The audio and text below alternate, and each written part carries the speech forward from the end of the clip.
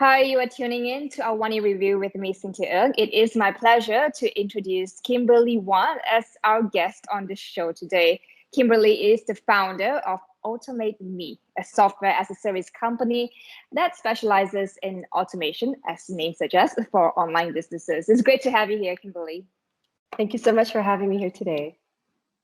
I was very excited when I heard that I will be speaking to you because on this show, I speak with many entrepreneurs, business leaders, but I've never once spoken with a tech entrepreneur who is also a national athlete or former national athlete. So let's start with that. Talk us through about your background and how did you move from sports to tech? Yes, certainly. Well, thank you so much for your kind intro. So my name is Kimberly, and like you mentioned, I am the co-founder and CEO of a technology company called Otomate Me in Malaysia. So I first started figure skating at the age of 6. And this was as a result of watching my own mother skate, and I got really interested with the sport on its own. And what happened was after about 6 years, I soon became the first girl in Malaysia to pass the Freestyle 9 test when I was 12.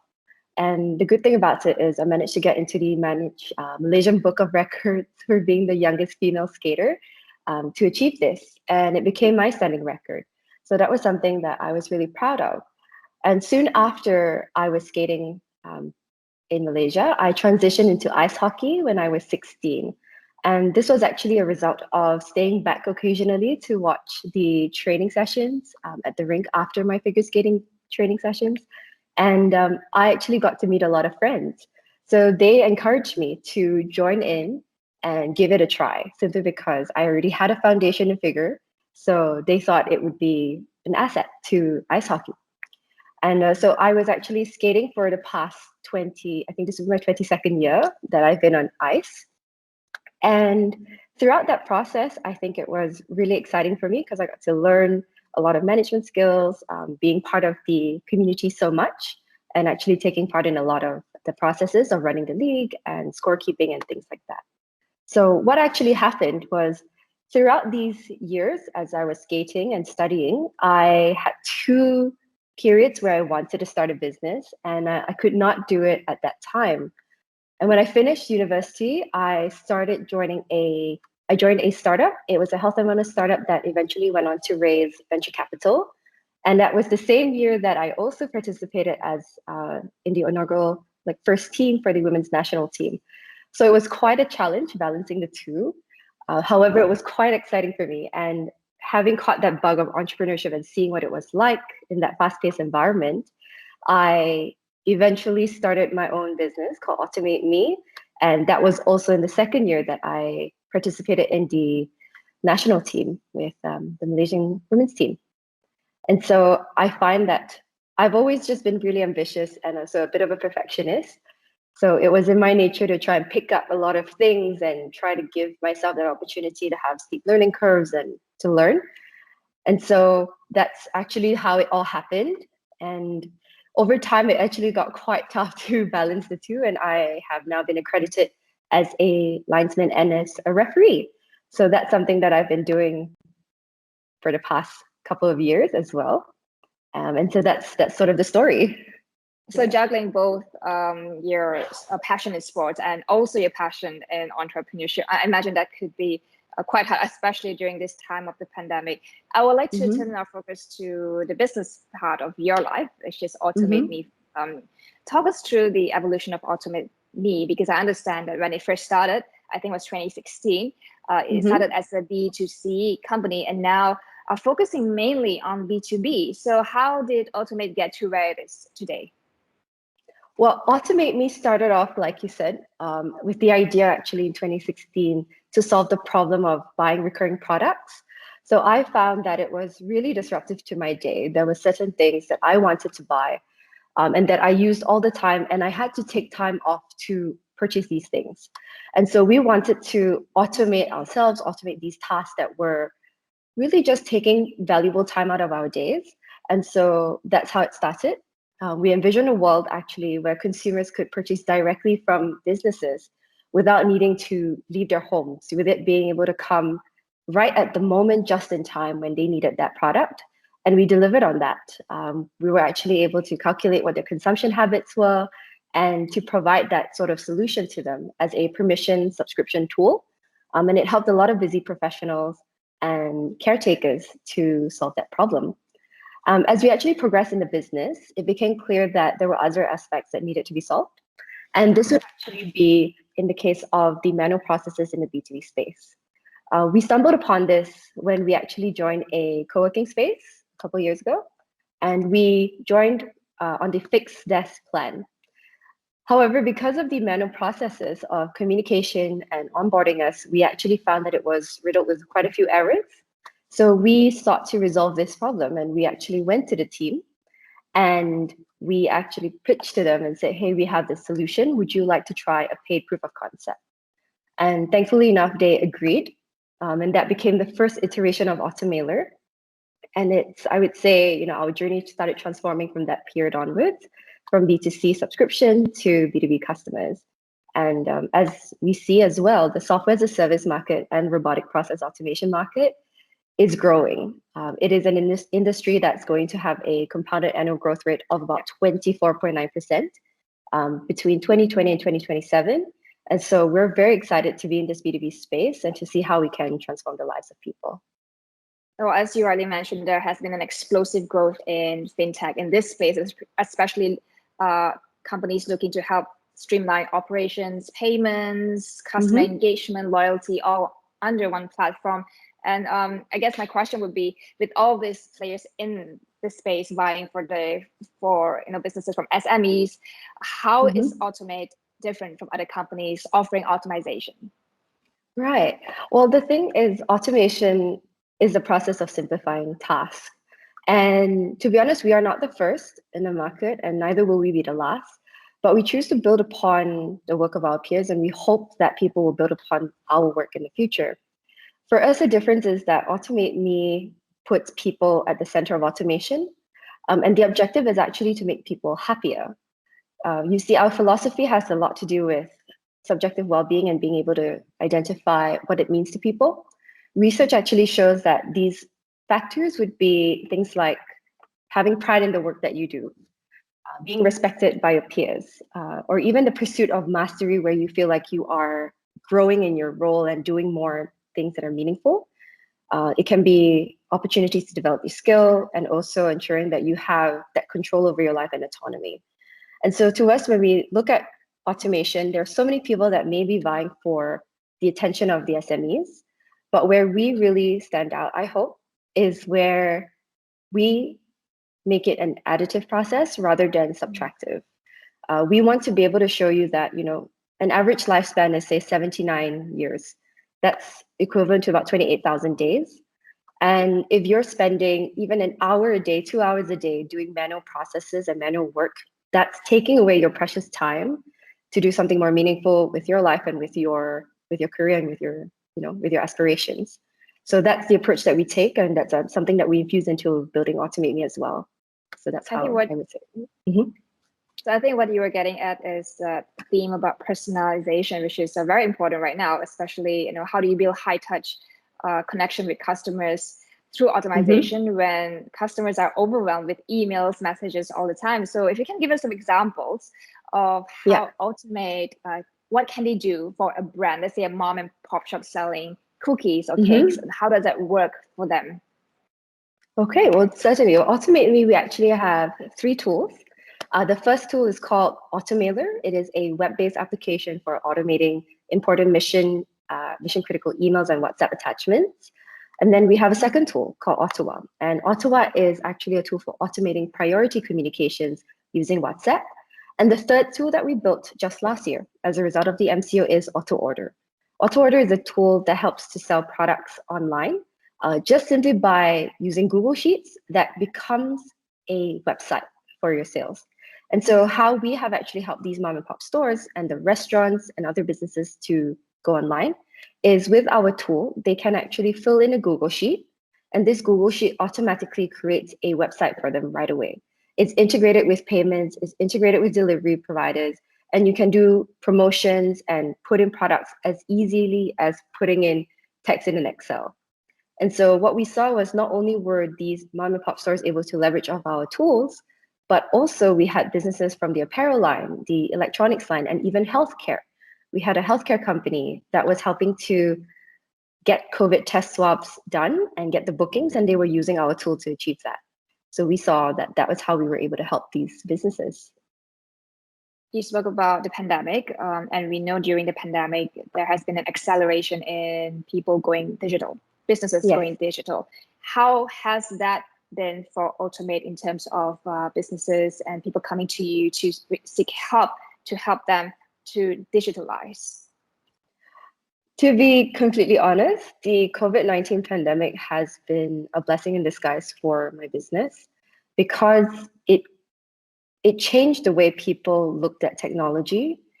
You know, sometimes we saw that people would be fearful, maybe because of a past experience or simply the unknown. But because of the need to adapt and the need to change, we were able to support them, educate them on how they can get onto digital tools.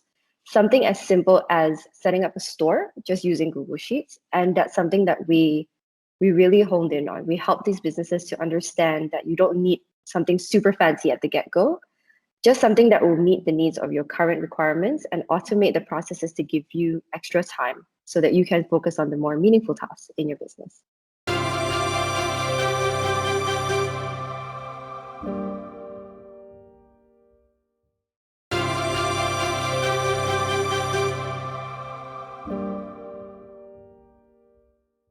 Now, where do you see the growth opportunities for Automate Me now that like you say, there has been a shift of mindset of especially small businesses that, hey, going online, going digital it's a matter of survival. It's no longer just a luxury, right? So where do you see the growth for Automate Me next? To be honest, because our tools are so versatile and sector agnostic, it can be in any business that has a specific process that needs automation, especially in the communication side for email and for WhatsApp, or even taking orders. If I could bucket them, I would say industries would be healthcare, logistics, insurance, professional services, F&B, even financial services, as these are people that we are already serving, actually. And the fact is, it's not so much just industries as well. It's more about informed individuals. As more and more people learn about technology, it's about speaking to them directly rather than speaking just to an industry as a whole. And I think when we can solve their problems one at a time and be able to replicate that, it will permeate and everybody within that industry will be able to benefit from that automation tool and those new solutions. So those would be the growth areas. Sorry, go ahead. Would you be able to share perhaps the growth story of Automate Me from 2016 until now, and who are your clients? You mentioned healthcare and some others, but can you talk to us about the clients that you have onboarded so far? Absolutely. So from 2016 till date, the first 3 years we were actually working on the first version of Automate Me, and that version was the subscription permission subscription tool. And then subsequently, the past 2 years is where we've really transformed the B2B side, and we've been able to help a lot of businesses to automate those processes. Now, to give you a couple of examples, let's say with the recent COVID pandemic that we are still in right now, our auto order tool has been able to help a company called the Blue Hub. What they are is a healthcare provider to be able to take up these COVID bookings, COVID swab test bookings, and to be able to ensure that they get the results to those patients as soon as possible. So not only are they using our auto order tool to take in those orders, but once they have received the test results, they are also deploying our auto mailer tool to send out these results to their customers. And so where our tool is able to help them is inform them of ways that they can move faster, not be bogged down by these mundane tasks. And the fact that they're sending such important types of information, we are also reducing their error rates because there is no need for them to manually do that task anymore. We've done things like put in, or rather take up security audits from Google certified security firms just to ensure and provide that sense of relief and peace of mind that the tool can be used for these sort of processes, I would say. In addition to that, we also have Ottawa.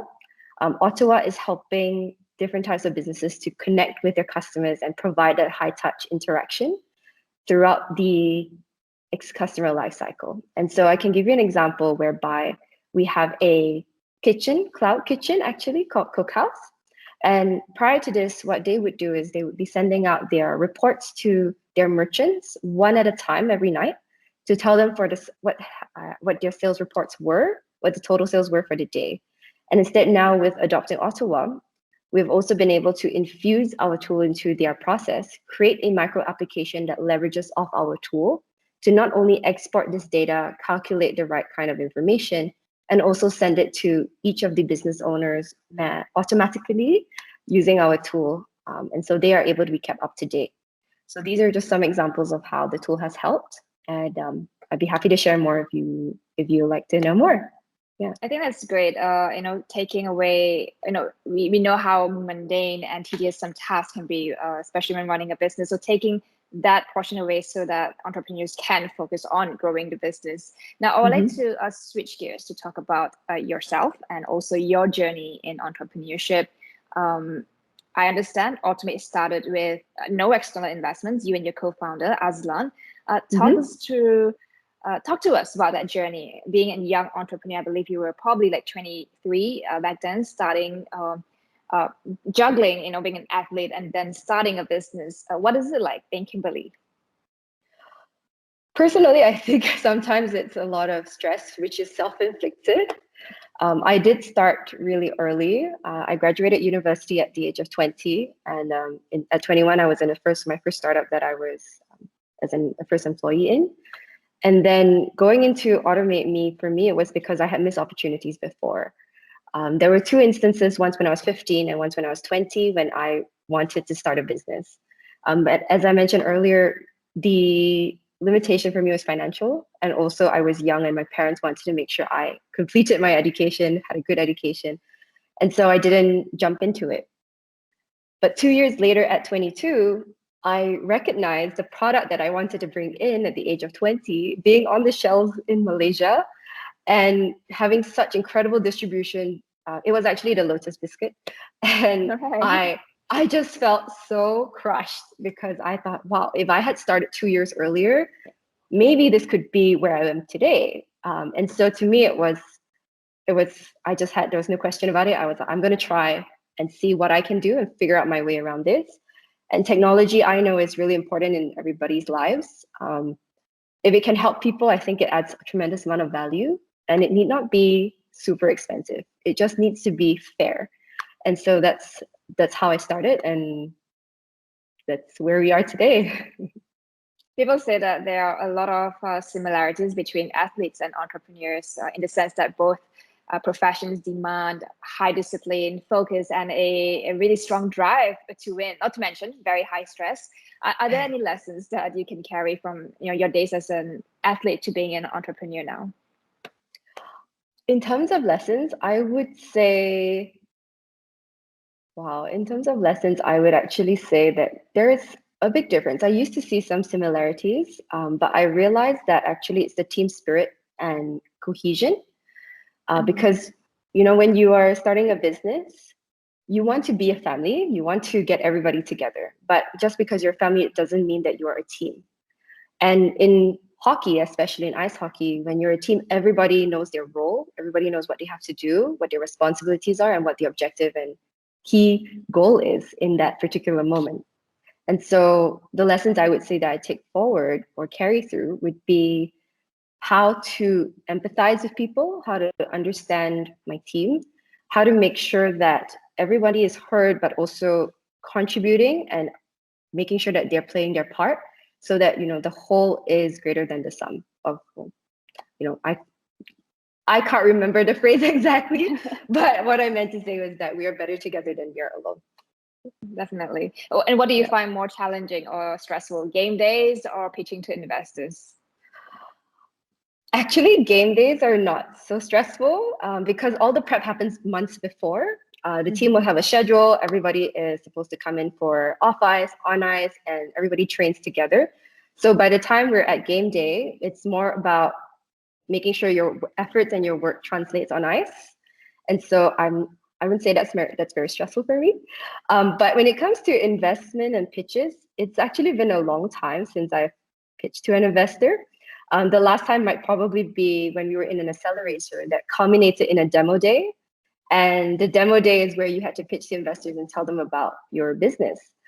But these days, we are a sustainable company. And so our focus is really on making sure we're solving the customer's pain points, making sure they're happy, and making sure we're continuously innovating because change is really the only constant. And so we can innovate and we get feedback. I believe we'll be okay. We'll be set. Has there been any unexpected challenge or challenges that Otomate has had to face and resolved? Actually, because I feel that we actually take up every challenge that comes to us with the right intention. And so many things can be unexpected because we just do not know what to expect in certain situations. So I wouldn't say that there is anything particularly challenging. Everything can be resolved. And I think it's all a mindset thing. When you have the mindset that this is something that I can solve, I just have to work through it. And we know that we've delivered and done the best that we can. I think it's easier to solve any challenge and problem that comes towards us. We just have to persevere. I'd like to understand what's next for Otomate. From what I read, that Otomate serves customers not just in Malaysia, but also Singapore and I believe Norway is one of your where you serve your customers. Tell us about that. Now, how did you get into Norway, and where do you look to expand next? Are you looking to offer more services? Are you looking towards geographical expansion? Tell us about what can we expect from Otomate Me. Right. Well, when it comes to the future of our business, at the moment, we are quite happy serving customers in Malaysia, Singapore, and Norway.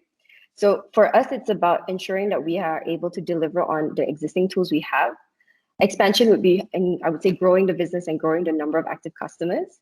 With the Norway customer that we had, it was really incredible. I remember one day I was at home, this was during COVID, and I got a message from this person from Norway that said he was interested in our tool. I had to double check. I was like, is this person actually in Norway, or, is it just a company that has a Norwegian name? And he reached out to us and he thought that our offering was exciting and interesting. So after doing a demonstration and explaining what it is that we did, he decided that it was a tool that would be beneficial for him. And the reason why is because he is also serving the Malaysian market. He is a company that brings in imported seafood from Norway. And so for him, it's important that he is able to communicate with his customers, especially when he's so far away, and being able to make sure they get that personal touch, are greeted well, has that name, and just knows what he's offering and make sure he builds that relationship with them. So our tool helps to make it quicker without losing that personal touch. So growth is just going to be expanding our reach in Malaysia, and also hopefully in Singapore soon. We want to expand more there and reach more people. Yeah. Right. Well, that's great. It sounds exciting what Otomate is doing, and I think it really does serve a need in the market, especially for smaller businesses that want to take away the hassle of doing the tedious, mundane, day-to-day tasks. It's been great speaking with you, Kimberly, and hope we could have met in person. But I look forward to hearing more from you and also Otomate. And thank you so much for coming on the show and to stick with us. Thank you for your time and for having me. I look forward to meeting you too. You have been watching AWANI Review with me, Cynthia Ng. We'll see you again in the next episode.